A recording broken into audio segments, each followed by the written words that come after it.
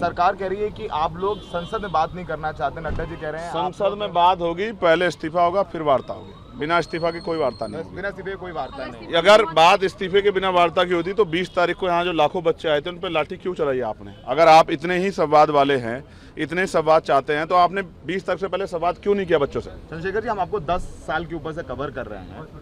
यहाँ पर ये आरोप लगाया जा रहा है और कल हम देख रहे थे एक पूरा कल कैंपेन था कि उकसाया जा रहा है बच्चों को हिंसा करने के लिए, पुलिस को पीटने के लिए। और कुछ कल विजुअल्स भी आए हैं, ऐसे देखे होंगे आपने भी। मैंने जो देखा उसी के आधार पर मुझे लगा कि ज़रूरत है। देखिए, वो जो आंदोलन चल रहा है उसमें हम लोग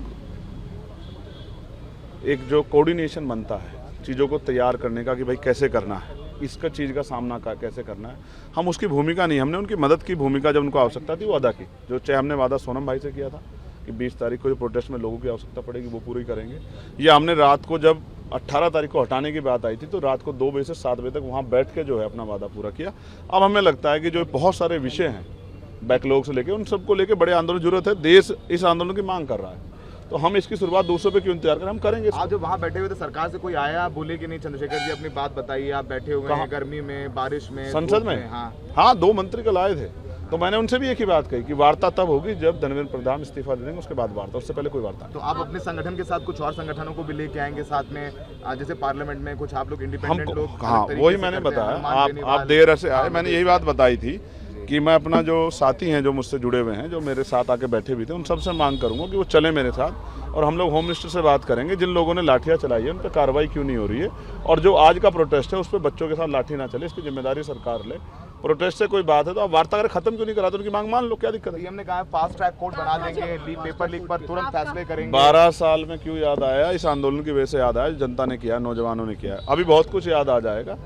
मैं कहता हूँ ना, आपको किससे कोई एप्लीकेशन देनी है, किसी कर दो, करो, कल पे क्यों छोड़ रहे हो? करो भाई साहब, लाओ ना रेजुलेशन, लाओ। प्रधान दिखे आपको पार्लियामेंट में?